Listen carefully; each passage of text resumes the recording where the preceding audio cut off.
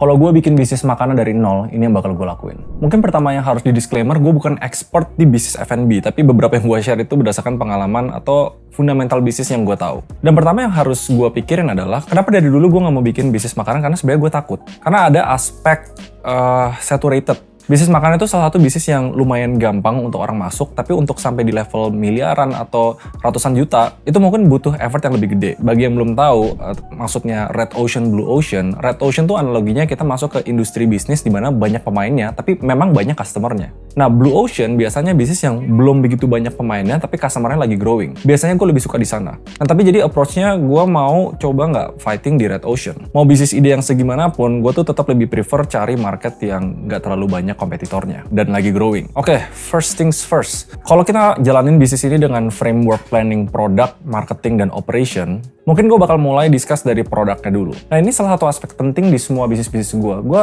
jarang mau mulai bisnis atau kayak meng-advise bisnis kalau gue sendiri nggak terlalu passion. Kalau misalnya makanan, pertama kita lihat ya, di kepala gue tuh ada beberapa kategori makanan. Misalnya staple foods, yang memang ada marketnya dan mereka bakal makan setiap hari. Misalnya kayak bubur, bakmi, atau mungkin roti panggang, yang emang udah ada di keseharian kita. Ada juga yang sifatnya makanan seasonal. Tahu nggak yang tren-tren rame kemarin ada es kepal Milo dan lain-lain. Itu kan cepet banget naiknya, tapi cepet banget turunnya juga. Dan kita nggak tahu dia bakal sustain atau enggak. Yang ketiga tuh mungkin yang lebih niche experiences lah. Tipe-tipe makanan yang orang tuh bakal sekali-sekali beli, ada marketnya. Tapi somehow kita harus stand out karena ini lebih fokus ke experience dan niche target market tertentu. Nah, mungkin gue bakal fokus di sana ya. Balik lagi yang bakal gue pikirin adalah gue passion di mana ya. Kalau seandainya gue mau bikin makanan, harus sesuatu yang memang gue sendiri mau makan setiap hari. Dan yang pertama kepikiran adalah bisnis makanan healthy food. Nah, kalau secara statistik sebenarnya interest healthy food di Indonesia, bahkan di dunia itu lagi naik-naiknya. Apalagi COVID dan akhirnya bikin orang melek, mereka harus jaga kesehatan. Plus ada juga fitness industry di mana healthy food ini digunakan untuk orang bisa makan enak tapi kalorinya rendah. Misalnya pakai shirataki dan teman-temannya. Oke, idenya udah kepikir nih, healthy food. Selanjutnya mungkin yang paling simple yang gue lakuin sebelum ke planning marketing atau planning operation, gue mikirin nih,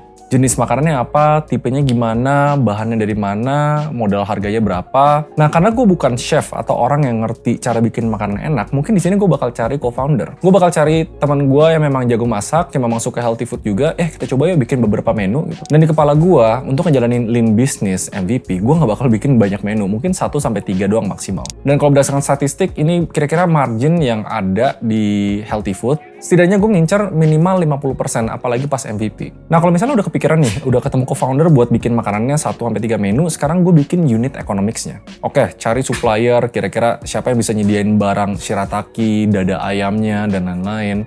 Terus gue bakal bikin di Excel kira-kira total harganya berapa yang dibutuhkan untuk satu menu itu, satu makanan. Nah, ini yang namanya unit economics. Per unit, per barang, itu berapa modal dan uang yang harus dikeluarkan, dan kita bakal jual harga berapa. Let's say kita nemuin ada satu menu yang modalnya 30.000, karena kan healthy food bahannya mahal ya, apalagi shirataki dan lain-lain. Gue bakal langsung aja nggak pakai ribet, let's charge 60%. Let's say kayak gitu, let's say 60%, dan karena gue mau ngambil margin 50%. Nah, selanjutnya gue bakal tes. Kalau gue charge 60.000, terus gue udah nemu nih makanannya apa, gue beneran nggak bakal ke marketing atau operation, gue bakal nawarin teman-teman gue dulu untuk beli, bukan dikasih gratis. Karena di sini kita dapat validasi, terus kita dapat feedback, lu beli dong makanan gue 60.000 nih, kalau kabarin gue kalau enak atau enggak gitu. Nah, di sana mereka beli, mereka coba dapetin feedback, gue bakal ulangin dan improve terus sampai di tahap semua teman-teman gue tuh mau beli terus. Oke lah, mungkin agak lebay ya kalau sampai teman gue mau beli terus, tapi setidaknya sampai dapat feedback yang bagus banget dari yang calon customer. Nah, biasanya kalau di tahap sini baru gue maju ke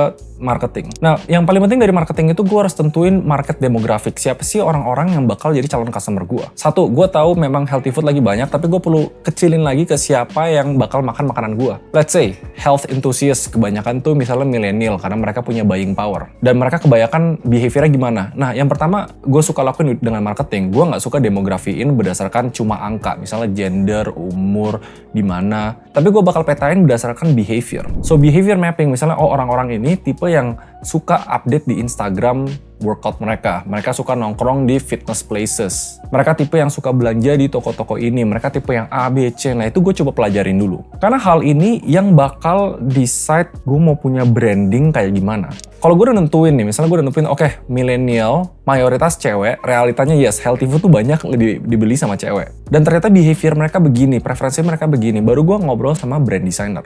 Mungkin gue bakal hire teman gue, tolong dong bikinin brand healthy food. Target customer-nya mungkin mayoritas komunitas primernya cewek, tapi gue pengen cowok juga bisa, dan mereka suka A, B, C, D, E. Nah, terbentuklah brandingnya. Nah, branding itu bukan cuma logo doang. Dari logo, visual, style komunikasi, misalnya cara ngomongnya, hey bestie, kamu udah makan belum? Atau tipenya yang fight harder, kamu akan lebih six pack tahun ini. Itu tuh bakal ke-define di fase branding. Nah, dari sana gue bakal bikin turunan-turunannya, misalnya kayak packagingnya nanti gimana, stikernya gimana, Instagramnya gimana. Kalau misalnya branding udah beres, baru gue fokus ke distribution. Distribution yaitu gue mau taruh branding gue mau taruh barang gue itu di mana. Nah, uniknya dengan menentukan marketing, yaitu dengan behavior mapping, lu udah langsung tahu dong kira-kira mereka nongkrongnya di mana. Misalnya kalau gue nggak mau effort terlalu gede, misalnya gue nebeng flyer gue di tempat-tempat fitness, atau misalnya gue Instagram bikin harus gitu.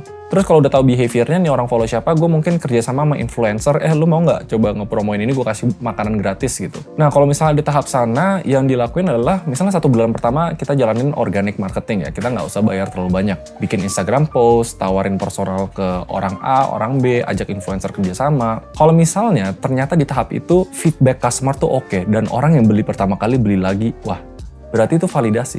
Itu validasi buat kita gedein bisnisnya. Tapi kalau seandainya gue market itu produk dan akhirnya orang beli sekali dan nggak beli lagi dan mereka nggak suka, gue nggak berani lanjut dulu. Gue mendingan fokus balik benerin produknya. Gue bakal ngomong sama co-founder gue, kita benerin yuk, kayaknya ini kebanyakan orang bilang ini terlalu asin, ini terlalu apa, ini terlalu apa. Gue lumayan percaya, apalagi kalau di F&B ya, salah satu matriks paling penting itu repeat order. Seberapa sering dia pesan ulang makanannya karena memang dia suka. Atau mungkin karena value for money-nya bagus. Nah, feedback dari marketing orang-orang ini, kalian bisa langsung dapat nih, makanannya enak atau enggak, harganya kemahalan atau enggak. Nah, ini sebenarnya bagian yang agak detail ya. Sebagai entrepreneur kan kita mesti lihat jalannya bisnis, terus evaluasi berdasarkan bisnis itu. Seandainya mayoritas orang nggak pesan karena harganya kemahalan, strateginya jangan langsung turunin harga, tapi kita harus mikir, oke, gue pengen unit economics gue tetap sehat, gue pengen margin gue tetap 50%. Terus gue ngomong sama tim gue yang orang produk, bisa nggak nih harganya diturunin? Misalnya bahan shirataki dijadiin multigrain deh, dicampur beras biasa, atau ayam dada yang biasanya sebelumnya sous vide, bikin ya udah deh direbus biasa gitu. Tapi rasanya harus tetap enak ya. Explore terus sampai nemuin formula di mana orang tuh bakal repeat order, dan feedbacknya bagus.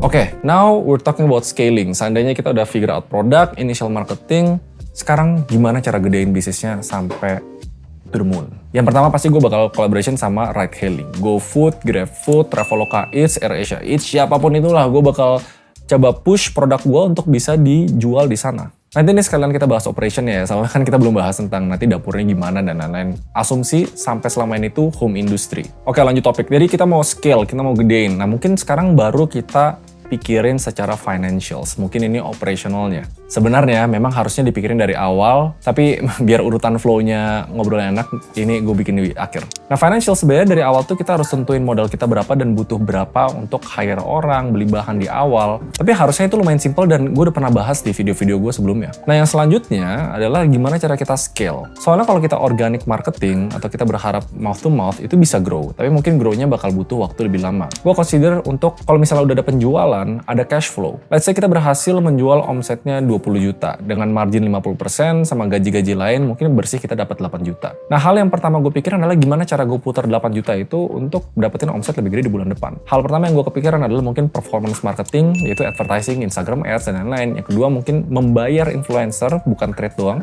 Dan selanjutnya mungkin gue bakal invest buka cabang lain. Berarti asumsi sampai di tahap ini tuh gue masih home industry ya. Cuma gue kepikiran gimana cara gue punya 5 cabang ke depannya. Pasti itu butuh modal gede dong. Bisa aja gue ambil opsi, ya udah gue langsung tanam modal lagi, karena sekarang kan gue posisinya punya modal analoginya. Nah, gue bakal taruh modal, langsung bangun 5 kitchen. Tapi nggak efisien. Nah, kita harus aware dan lihat market gimana cara kita scale dengan uang sedikit mungkin. Di pikiran gue bakal go forward sama cloud kitchen. Bagi yang nggak tahu, cloud kitchen itu services di mana kita nggak perlu keluarin uang gede di awal untuk kitchen, alat masak, dan lain-lain, even karyawan. Jadi caranya kita ngejual ide kita bilang, oh nih makanannya kayak gini, prosesnya gini, bahannya begini, lu jalanin, kita bagi profit deh gitu. Dan penyedia cloud kitchen di Indonesia sebenarnya lumayan banyak. Ini ada beberapa di layar yang gue bakal tampilin. Nah, let's say kita jalan dengan ide cloud kitchen dan ngebuka 5 cabang lagi. Dan itu harus di planning loh. Soalnya kalau kita ngebuka 5 cabang, kita harus make sure kita punya kapasitas marketing untuk cater 5 cabang itu. Misalnya satu di daerah Cipete, satu di daerah Jakarta Barat, satu di daerah Jakarta Pusat. Jangan main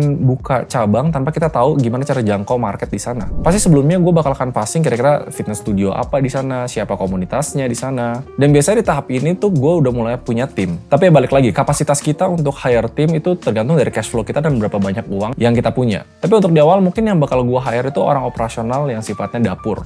Yang masak, packing, kirim-kirim. Selanjutnya gue bakal yang lebih fokus ke mengembangkan bisnis, yaitu orang marketing. Jadi dia bisa setiap hari figure out cara untuk masuk ke komunitas, masuk ke bisnis-bisnis. Nah yang ketiga, mungkin kalau misalnya punya duit ekstra, gue bakal hire yang sifatnya lebih business development. Ya lebih mikirin secara strategis, oh di daerah ini menunya lebih enak yang ini nih. Oh ternyata kita bisa ekspansi F&B-nya bukan cuma sifat kayak rice bowl, tapi kita bisa bikin kayak sandwiches gitu. Jadi lebih kebantu brainstorm ide untuk ngembangin bisnisnya. Kalau misalnya udah di tahap sana, harusnya itu udah smooth sailing, harusnya udah lancar-lancar aja. Kita setiap bulan lihat data, lihat pencatatan keuangan, kita lihat evaluasi, feedback orang, makanannya enak atau enggak. Dan kita selalu improve. Sisanya harusnya roadmap-nya mirip-mirip, menuju ke ratusan juta omsetnya, menuju ke miliaran omsetnya. Dan balik lagi sebenarnya kalau strategi yang jangka panjangnya banget, mau ini perusahaan dijadiin perusahaan yang bisa diinvest sama orang, bisa dibeli sama investor, itu mungkin a different topic ya. Mungkin episode kalau gue punya bisnis yang dijual ke investor atau apalah namanya. Tapi ya kira-kira itu yang bakal gue lakuin kalau gue mulai bisnis makanan dari nol. Gak bener-bener dari nol lah, gue ada beberapa modal, tapi anggap kalau nggak ada modal, kita bisa figure out untuk cicil modal itu dan mulai dari hal yang kecil. Again, gue bukan expert di bidang makanan, tapi feel free untuk komen di bawah menurut kalian ada lebih bagus ide apa atau ada yang salah. Jangan lupa subscribe, like, komen. Kalau kalian ada ide kalau gue yang lain yang pengen di-shoot di next video, feel free untuk bikin di bawah. Ternyata setelah dipikir-pikir, bisa juga ya idenya jalan. Apa gue bikin ya? I don't know, mungkin ada yang mau collab di bawah, karena mungkin gue waktunya agak kurang sekarang. Alright, I guess I'll see you guys in the next video. Bye-bye.